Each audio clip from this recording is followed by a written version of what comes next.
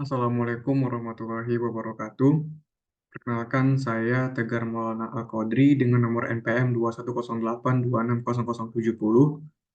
Di sini saya akan menjelaskan presentasi dari mind map saya tentang kasus dari etika kedokteran dan juga profesionalisme dari dokter. Di sini saya dapatkan contoh kasus dari berita, yaitu terdapat dua kasus. Kasus pertama itu dia terjadi pada 28 April 2016 dengan narasi Toto Purwanto, korban malpraktik dokter spesialis mata Surabaya Eye Clinic oleh Dr. Mustijab. Jadi secara rangkumannya pada 28 April 2016 ini, Toto Purwanto ini itu dia berobat ke Surabaya Eye Clinic dengan keluhan akibat dari katarak di mata sebelah kirinya. Di sana dia melakukan operasi oleh dokter spesialis mata yaitu Dr. Mustijab.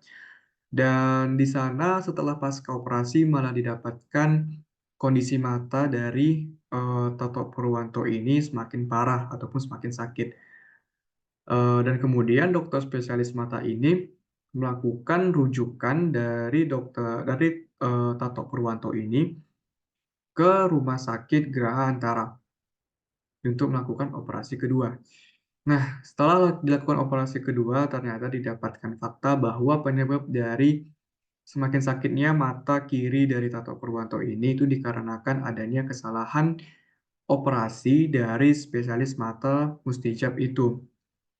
Nah, di mana di sana didapatkan kalau lensa matanya itu sudah robek dan juga untuk kataraknya itu serpian-serpian kataraknya menyebar di seluruh mata. Sehingga didapatkan bahwa keluhan mata kiri dari Tato Purwanto ini semakin parah jadinya. Dan di sini Tato Purwanto melakukan tuntutan hukum kepada dokter spesialis Mustijab ini, dan Mahkamah Agung pun memutuskan untuk memenangkan gugatan dari Tato Purwanto. Pada kasus kedua itu pada 18 Maret 2023 itu didapatkan tiga nakes memposting video di media sosial dengan konten mendiskriminasi pasien BPJS.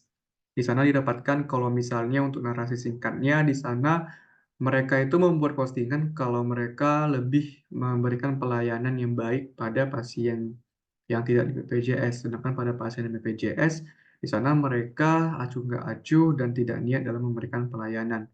Sehingga mereka akibatnya diberikan sanksi itu dia 1 bulan dirumahkan dan tidak diputuskan untuk bekerja di puskesmas. Nah, jadi kedua kasus di atas kita bisa kaitkan sama prinsip etika kedokteran. Nah, dari prinsip etika kedokteran itu ada beneficence, autonomy, non-maleficence, dan justice. Yang pertama kita di sini akan membahas mengenai beneficence. Nah, beneficence ini itu atau biasa kita kenal dengan kebaikan hati. Di sini merupakan kewajiban dokter untuk bertindak demi kepentingan dan mendukung sejumlah aturan moral untuk melindungi dan membela hak orang lain ataupun hak pasien. Di sini mereka itu berkewajiban untuk menghindarkan pasien dari bahaya, kemudian mereka menyelamatkan orang dalam bahaya, dan mereka membantu menyandang disabilitas. Di sini mereka juga tidak khusus untuk menghindari seseorang dari bahaya, tetapi mereka juga memastikan memberikan peningkatan kesejahteraan kepada pasien dan memberikan manfaat kepada pasien. Nah,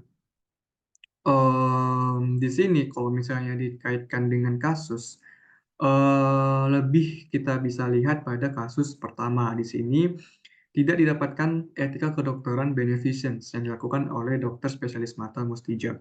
Kenapa? Karena di sini yang dia lakukan itu sama sekali tidak memberikan manfaat pada pasien, dia merugikan pasien, dan kesejahteraan pasien juga tidak terbantu oleh tindakan operasi yang telah dilakukan pada mata kiri pasien tersebut. Nah, di sini kita akan bahas lagi autonomi. Autonomi itu di mana dokter itu dia memberikan pilihan perawatan pada pasien. Dia memberikan pilihan perawatan dan membuat pasien memutuskan untuk memilih perawatan mana yang akan dilakukan. Setiap keputusan dari pasien akan dokter hormati dan bakal bakal dihargai setiap keputusan dari pasien dalam memilih perawatan yang akan dilakukan. Nah, kalau misalnya dari kasus satu dan kasus 2, itu tidak terlihat ada masalah dari autonomi yang dilakukan dari dokter dari kedua kasus ini. Oke, yang selanjutnya itu adalah non-maleficence. Non-maleficence ini itu tidak bersifat jahat, di mana dokter itu dia tidak membahayakan pasien, dari atas segala tindakannya, dan itu tidak membahayakan pasien, tidak membuat rasa sakit pada pasien, tidak melumpuhkan pasien, dan dia tidak menyinggung pasien ataupun merusak suasana hati dari pasien.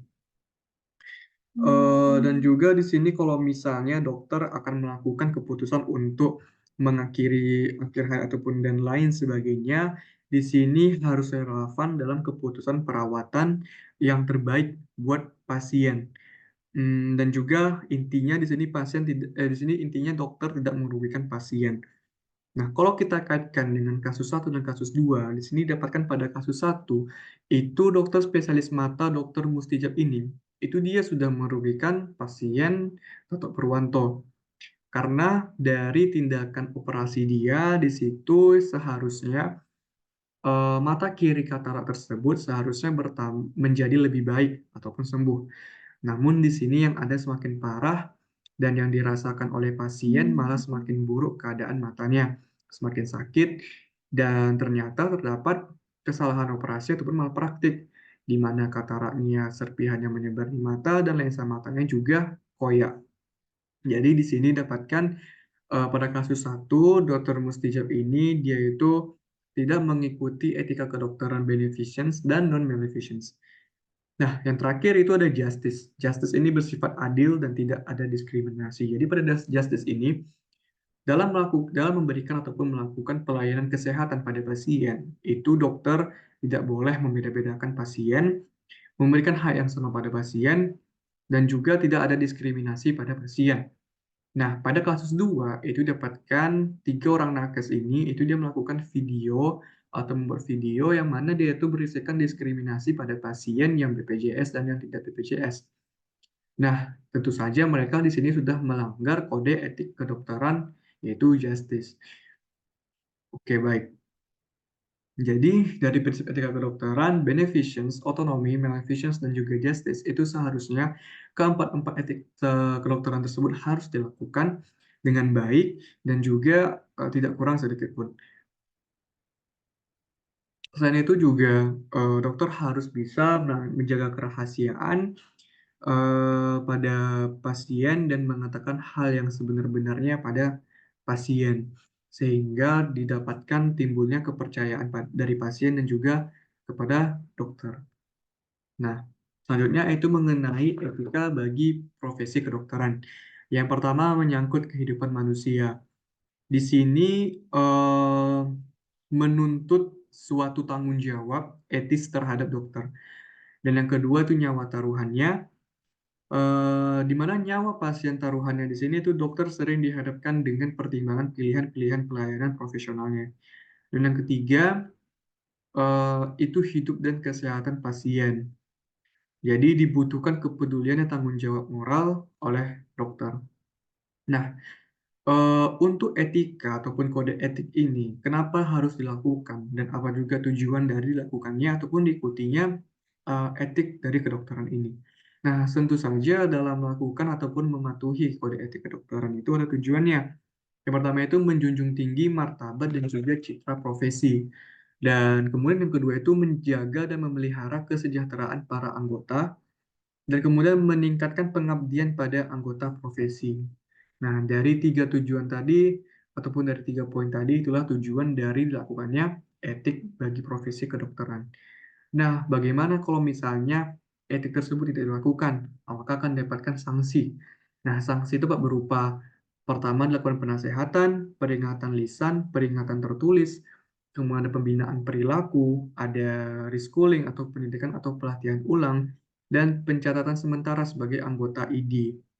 Dan misalnya yang dia itu lakukan sangat pelanggaran berat, 12 bulan untuk pelanggaran berat, itu dia akan lakukan pencabutan keanggotaan. Nah, jadi dapat disimpulkan bahwa dalam menjalankan profesi kedokteran itu harus disahkan pada profesionalisme dari dokter dan juga kode etik dari dokter tersebut. Etika kedokteran juga harus diutamakan, mulai dari beneficence, autonomy, non-maleficence, dan justice.